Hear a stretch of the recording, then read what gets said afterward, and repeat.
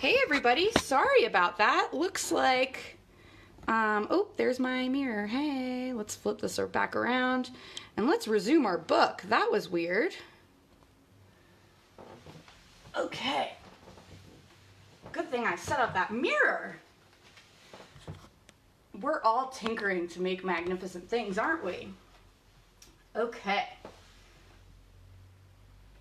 Let me make sure this news stream is up. Hopefully my internet connection is still good. Okay. And we're live. Okay, I'm going to give you guys a few seconds just to make sure that everyone got back in. So sorry about that. Looks like Facebook wanted me to make silly faces, and there's no time for that. We have to make a magnificent thing. Okay, now we're ready. All right, so check out what the girl has done so far for the magnificent thing.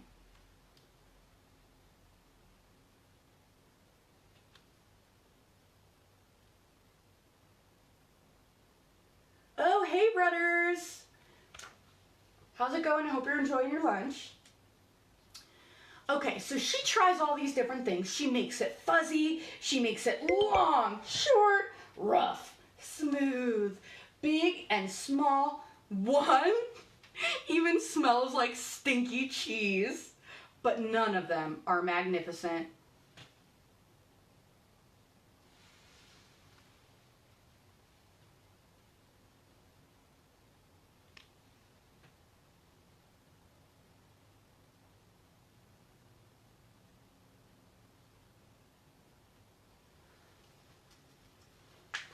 Wow, this is weird. I'm hoping you guys are all still there because my phone says you are, but my computer says you're not. Well, we'll keep reading, at least just to entertain myself, if nothing else. Her hard work attracts few admirers, but they don't understand. They can't see the magnificent thing that she has in her mind. She gets mad.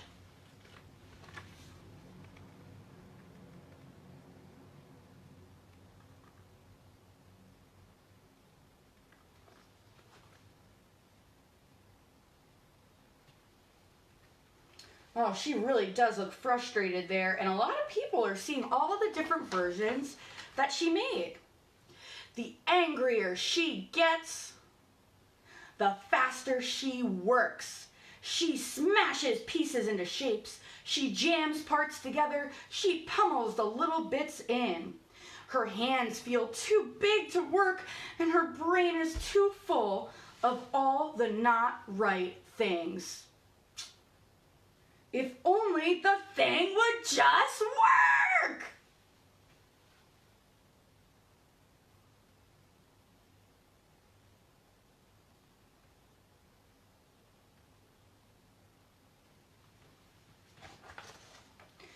Crunch! Uh-oh.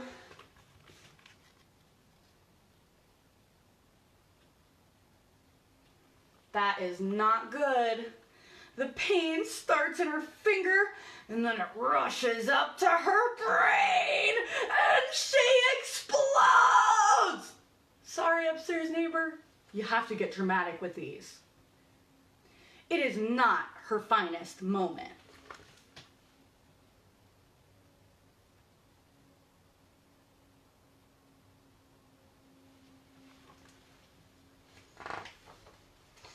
I'm no good at this. Ugh, I quit. Her assistant suggests a walk.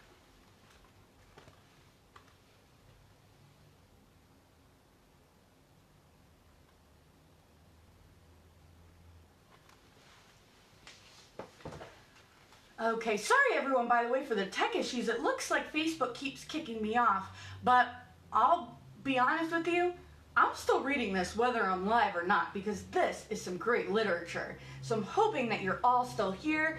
Looks like we've got 6 of us still here, so that's good. All right, so her assistant suggests a walk. I love taking a walk when things get frustrating, But of course, when we're outside, we need to make sure to listen to our grown-ups. It's not much help at first. But before long, she starts to feel different. Bit by bit, the mad gets pushed out of her head.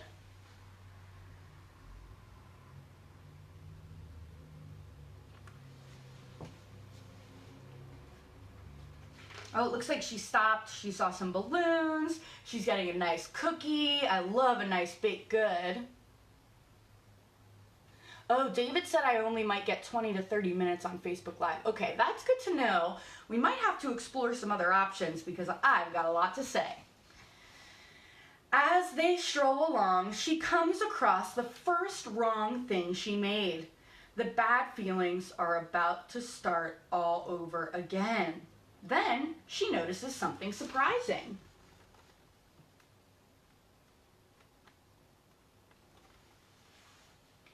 There are some parts of the wrong things that are really quite right. The bolts on one, the shape of another, the wheel to seat ratio of the next. There are all sorts of parts that she likes.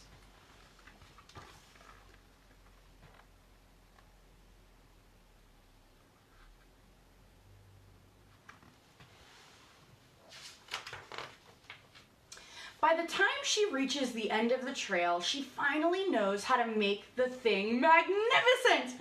She gets to work. She works carefully and slowly, tinkering, hammering, twisting, fiddling, gluing, painting. Her assistant makes sure that there are no distractions. This is the perfect thing to ward off bears. This might stop that leak. This one's all wet.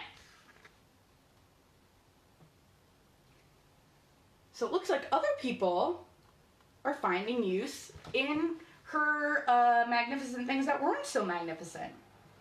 The afternoon fades into evening. Finally, she finishes, and she alerts her assistant.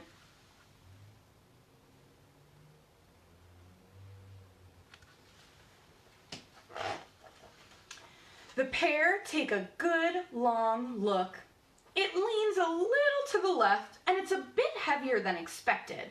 The color could use a bit of work too, but it's just what she wanted.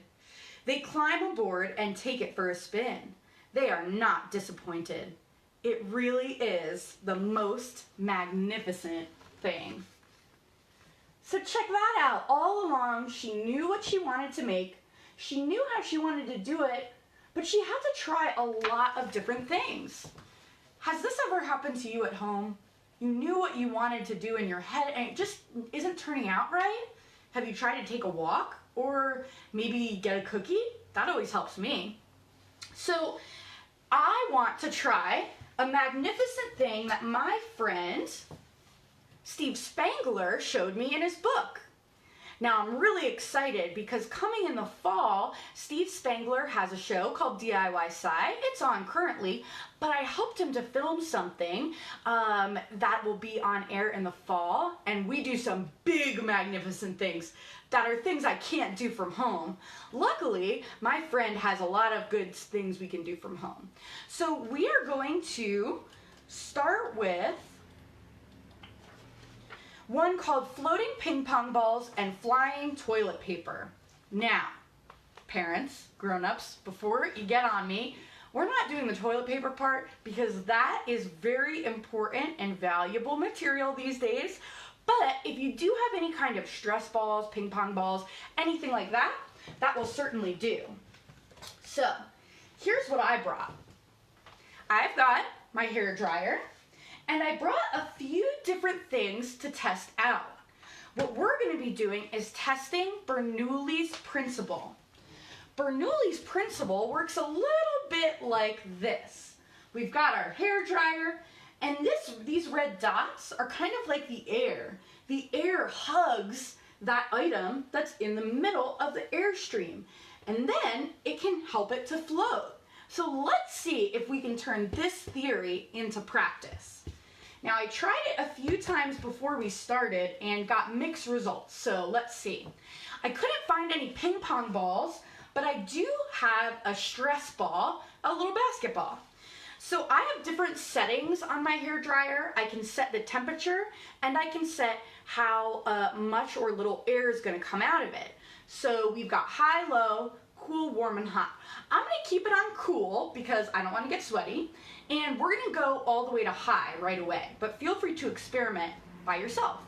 Now this is going to get a little bit loud, okay everybody? Let's see. So here we go. Take our ball.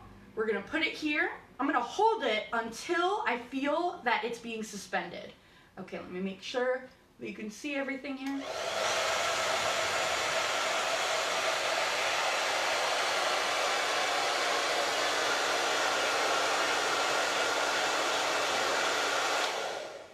Cool, right? So this is a little bit heavy. Steve Spangler was hoping that we'd get something light so that it could really be held up in the air. Beach balls also work really, really well with this. So let's see, I've got a slightly heavier ball, a moon ball. Let's see what happens with the moon ball. Kind of the same. Okay, next I wanted to try something that's not a sphere. So I've got this little plastic flower here. Let's see what happens. Well, that didn't work. Let's look at our chart again. Well, if something isn't a circle, it's going to be harder for that air to hug that item. So that's why a sphere or a circle 3D shape is going to be best held up.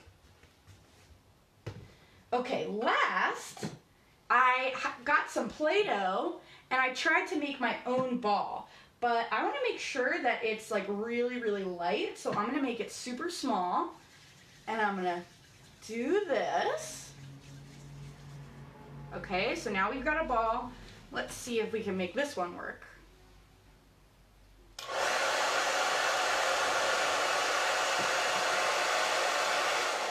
So that one looks like it's a little too heavy too. So mass has something to do with this. Mass is how heavy something is. And even though this is much smaller than this is still much lighter. This is pretty heavy still, even though it's very small. Before we went live, I tried it with like a little tiny dot and it just kind of flew off because I couldn't get it in a perfect circle. And last, just to show you, I've got a rock. This rock is a motivational rock and it says dream. So we're going to dream that this will work. So I'm going to place it right here and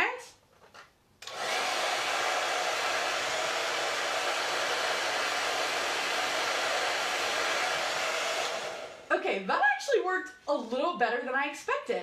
I thought it would just sit here and block the air, but it did hover about a centimeter or so. So I challenge you to get your hairdryer, of course with your grown-ups' consent, and see what kinds of things you can make float using the Bernoulli principle. Take some pictures, post them on my page. We'll share them next week. So you can look forward to Mondays, Wednesdays, and Fridays at 2 p.m. We're going to do stories, and we're going to work through different experiments that we can do at home in Steve Spangler's book and a few other books that I have as well. You can also check out my website, www.bethescientist.com, where I have a Pinterest linked that all of my fun activities can also be found there, and more that I haven't tried yet. Now, as those of you who have been with me since the beginning of quarantine, it's now my personal day 20, we're going to sing the goodbye song. So, remember, I want to see all these experiments that you're doing, and here we go. So long, farewell to you, my friend. Goodbye for now, until we meet again. So long, farewell to you, my friend. Goodbye for now, until we meet again. It's been great to play and read together in the hive, but now it's time to say goodbye. So long, farewell to you, my friend.